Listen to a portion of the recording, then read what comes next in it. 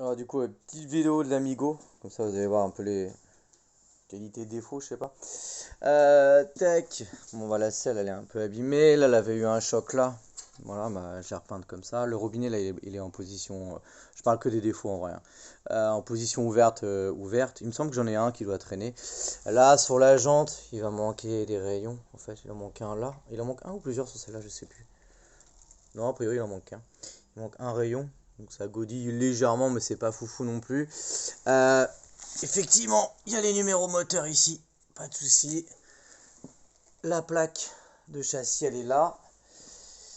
Donc il y a le phare, il est pas branché, mais il est là. Celui-là, c'est pas un phare d'Amigo, mais un phare de l'autre modèle Honda, qui est dans le même délire. Là, en fait, ici, j'ai repeint.